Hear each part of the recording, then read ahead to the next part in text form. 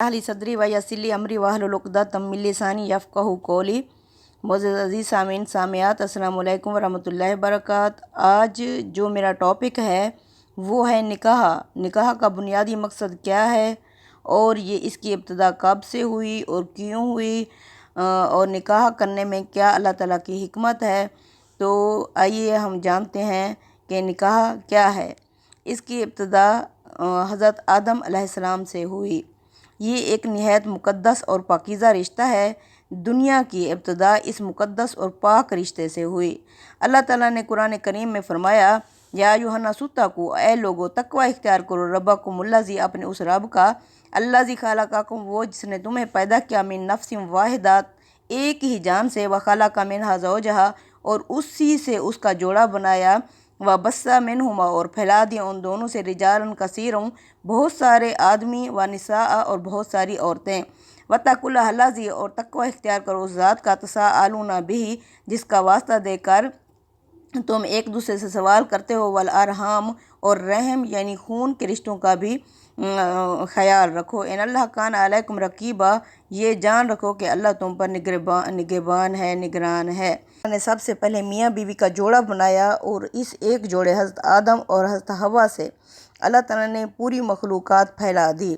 ये मुक़द्दस रिश्ता किस लिए कायम किया गया?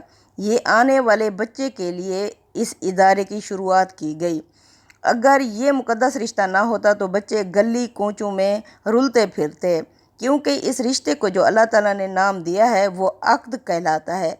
अक़्द का क्या मतलब है? इसका मतलब है मज़बूत गिरहा, और इसे मिसाक से नाम दिया गया है इसका, यानी मज़बूत वादा जो हम निकाह की सूरत में एक दूसरे से करते हैं। क्योंकि अगर वालिदैन का ये इदारा कायम ना होता तो जिस तरह इंसान होटल में खाना खाकर बर्तन वहाँ छोड़ आता है, तो इस तरह बच्चे भी बर्तनों की तरह पड़े होते। अल्लाह ताला ने इस इदारे को कायम करने के लिए कुछ हदूद और कुछ शराइत भी मुतय्यन की हैं, जैसे कि अल्लाह ताला ने मर्दों को एक दर्जे की फजीलत दी, क्योंकि हर इदारे को कायम करने के लिए एक सरबराह होता है। जिस तरह कायनात का एक ही मालिक है, अल्लाह फरमाते हैं अगर कहीं दो मालिक होते तो वो एक दूसरे पर चढ़ाई करते। इसको कायम करने के लिए आपस में अल्लाह ताला ने मोहब्बत और प्यार का रिश्ता रख दिया है। और इसके लिए दूसरी चीज़ जिसकी हमें ज़रूरत है वो ये है कि हम मज़हब और आपस में इंसान की अंडरस्टैंडिंग होना लाजमी है, क्योंकि आने वाली नस्ल को बेहतरीन माहौल फराहम हो सके। अगर दोनों हम मिजाज और हम मज़हब नहीं होंगे तो जिस तरह मुआशरे में आजकल तलाक़ों की शरह बढ़ती जा रही है और घर उजड़ते जा रहे हैं, इसकी वजह यही है कि हम दुनियावी ओहदे देख कर रिश्ते तय करते हैं, और इस मुक़द्दस रिश्ते को और इसकी अहमियत को लाइल्मी की वजह से छोटी छोटी आम सी बात पर इस इदारे को तोड़ देते हैं। इस तरह इस इदारे के बच्चे बेचारे माँ की ममता और बाप की शफ़क़त से महरूम हो जाते हैं। सबसे असर होता है इस बात का, वो सारा बोझ बच्चों पर आ जाता है। और इस इदारे को बेहतर चलाने के लिए एक ही बाप और एक ही माँ का होना लाजमी है, क्योंकि अल्लाह ताला ने इस इदारे की इब्तिदा एक ही मर्द और एक ही औरत यानी हज़रत हवा से की थी, यानी कि हज़रत आदम के साथ एक ही हवा आई थी, ना कि 8-10 हवा नाजिल हुई थी।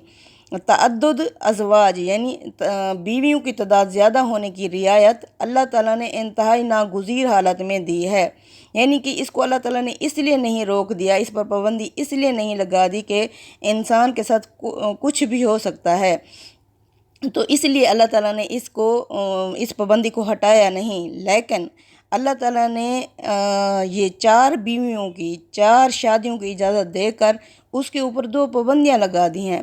अब वो पाबंदियाँ क्या हैं? अल्लाह ताला ने एक तो 4 की शर्त रख दी है, दूसरी अल्लाह ताला ने इंसाफ की शर्त रख दी है। अल्लाह ताला ने ये इजाज़त किस लिए दी है? जब जंग उहद में हमारे 70 सहाबा शहीद हो गए तो मदीने की छोटी सी बस्ती और चंद हज़ार की आबादी थी, जिसमें मुतअद्दिद औरतें बेवा हो गईं और उनकी बच्चियां और बच्चे यतीम हो गए। तो अल्लाह ताला ने यतीमों की परवरिश के लिए और उनकी माँ की यानी हिफाजत के लिए, तो अल्लाह ताला ने फरमाया जो रिश्ते तुम्हारे लिए जायज़ हों तो उनसे तुम 2-2, 3-3, 4-4 निकाह कर लो। اگر تم ان کے ساتھ انصاف کر سکو، اگر انصاف نہ کر سکو تو ایک ہی رہنے دو۔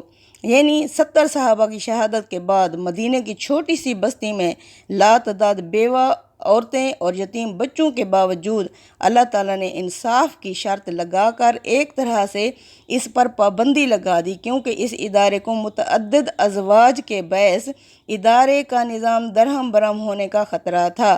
اس لیے اللہ تعالیٰ نے سورہ زخرف میں فرمایا کہ وہ ذات جس نے ہر چیز کے جوڑے پیدا کیے، یعنی کہ اللہ تعالیٰ نے فرمایا والذی خلق الازواج کلھا، وہ ذات جس نے ہر چیز کے جوڑے بنائے۔ تو اللہ تعالیٰ نے یہ جو جوڑے بنائے ہیں وہ کس لیے؟ تاکہ یہ ادارہ قائم ہو سکے۔ اس ادارے کو قائم رکھنے کے لیے ایک ہی ماں اور ایک ہی باپ کا ہونا لازمی ہے۔ ہاں، اگر کسی وجہ سے وہ جوڑے جدا ہو جائیں تو اللہ تعالیٰ نے یہ ایک طرح کا دروازہ کھول دیا ہے، لیکن ہم نے دیکھا ہے کہ اکثر جو اس طرح کے واقعات پیش آتے ہیں تو کیا ہوتا ہے، جو پہلی بیوی کے بچے ہوتے ہیں وہ بالکل بیچارے باپ کی شفقت سے محروم ہو جاتے ہیں۔ اس دنیا میں سے جوڑے میں سے جو چلا جائے وہ الگ بات ہے، لیکن جو طلاق دے جاتے ہیں یا دوسری شادی کر جاتے ہیں تو پہلی بیوی یا دوسری بیوی کو بالکل لٹکتا ہوا چھوڑ کے چلے جاتے ہیں۔ اس طرح جو سارا بوجھ آ جاتا ہے وہ بچوں کے اوپر آ جاتا ہے۔ اس لیے اس ادارے کے لیے ایک ہی ماں اور باپ کا ہونا لازمی ہے۔ آگے اللہ تعالیٰ نے قرآن کریم میں فرمایا کہ آسمان اور زمین بند تھے، کاناتا رتقن، تو اللہ تعالیٰ نے کھول دیے، یعنی کہ آسمان سے بارش برسائی اور زمین اس سے کھل اٹھی اور اس میں سے ہر قسم کی نبات پیدا ہو گئیں۔ اسی طرح اللہ تعالیٰ نے سورہ نازعات میں فرمایا کہ آسمان کو بلند کر دیا اور اس کی سطح کو ہموار کر دیا، اسی سے نکالا رات کو اور اسی سے نکالا دن کو، اس کے بعد زمین کو بچھا دیا، اسی سے زمین سے نکالا پانی اور اسی سے اگایا چارے کو، اس کے بعد پہاڑوں کو گاڑ دیا۔ اس میں فائدہ ہے تمہارے لیے اور تمہارے مویشیوں کے لیے۔ یہ ایک سمجھنے والی مثال ہے۔ اللہ تعالیٰ نے کس طرح سمجھایا ہے، یعنی اللہ تعالیٰ نے جس طرح آسمان اور زمین آپس میں جوڑا ہے تو کیا ہے، اللہ تعالیٰ نے آسمان کے درجے کو بلند کر دیا جس طرح خاوند کا درجہ بیوی کے اوپر بلند ہے۔ اسی طرح یعنی آسمان پھر کیا کرتا ہے، پانی برساتا ہے، بارش برساتا ہے۔ اسی طرح شوہر کیا کرتا ہے، کما کر لاتا ہے، اور زمین جو ماں ہوتی ہے وہ کھلاتی اور پلاتی ہے۔ یعنی آسمان سے جو بارش برستی ہے تو پھر اللہ فرماتے ہیں اس سے زمین کیا ہوتی ہے، اسی سے یعنی چارہ نکلتا ہے اور اسی سے ہی پانی زمین نکالتی ہے۔ تو ماں بچوں کو کھلاتی اور پلاتی ہے۔ اس کے بعد میاں بیوی کی پختگی کے لیے اللہ تعالیٰ نے اس رشتے کو مضبوط کرنے کے لیے اولاد یعنی پہاڑ گاڑ دیے۔ اب پہاڑ جو ہیں وہ کیا ہیں، زمین کو مضبوطی دے دیتے ہیں۔ اسی طرح اولاد جو ہے اپنی والدہ کے لیے خاص طور پر ثابت قدمی اور مضبوطی کا سہارا بن جاتے ہیں، جس سے اس ادارے کی کو مضبوطی سے گاڑ دیا جاتا ہے اولاد کی شکل میں۔ اللہ فرماتے ہیں اس اولاد میں فائدہ ہے تمہارے لیے اور معاشرے کے لیے، یعنی کہ اس میں فائدہ ہے تمہارے لیے اور مویشیوں کے لیے۔ اس زمین سے مثال دی ہے۔ اب اولاد کیا ہے، اس سے ہمارے لیے بھی یہ اولاد ہماری مفید ہوتی ہے اور معاشرے کے لیے بھی، لیکن انسان اپنے اس مقصد اور مخلص رشتے میں انحراف ڈھونڈتا ہے۔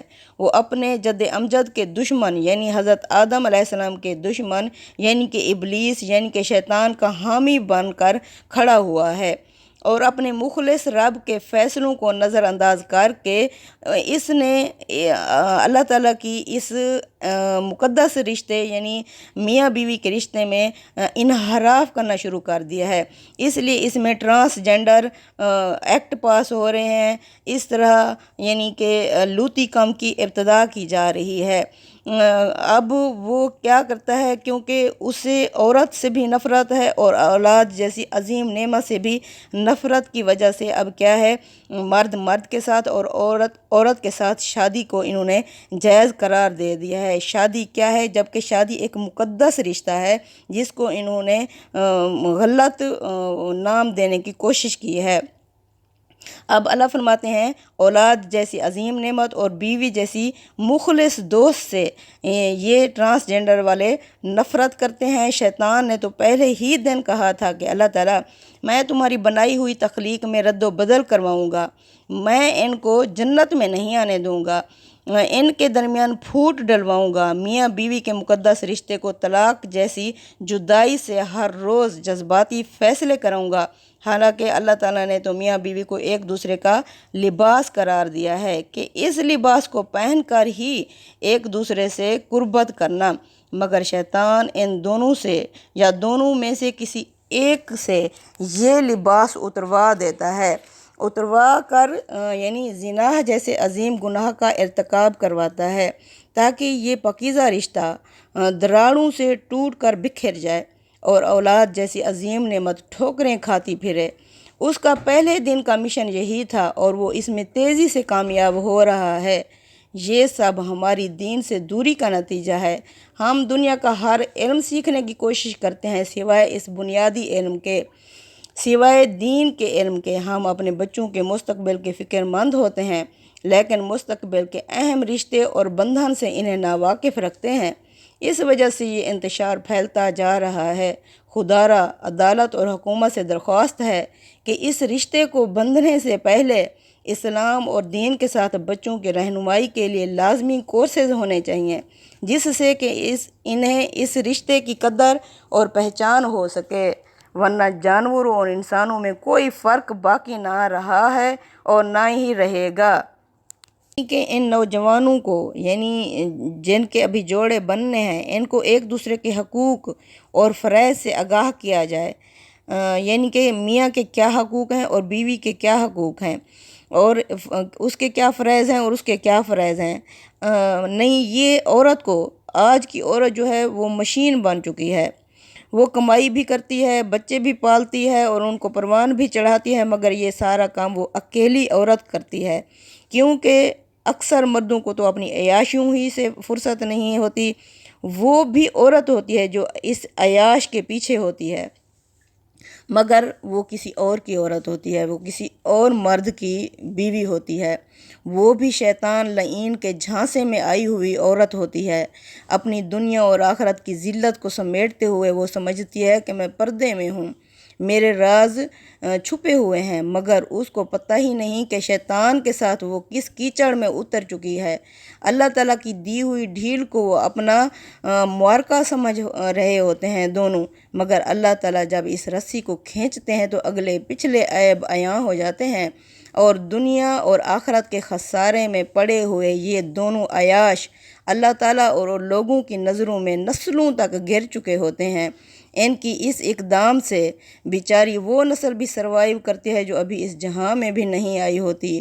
یہ سب کچھ کیوں ہو جاتا ہے؟ آپس میں انڈرسٹینڈنگ نہ ہونے کی سبب، احساس ذمہ داری اور احساس محبت نہ ہونے کے سبب۔ اس طرح ان کے بیچ میں شیطان نما انسان آ جاتے ہیں جو دونوں میں غلط فہمیاں پیدا کر کے خلا پیدا کر دیتے ہیں۔ اس طرح یہ مضبوط گرہ کچے دھاگے کی طرح ٹوٹ پھوٹ کا شکار ہو جاتا ہے۔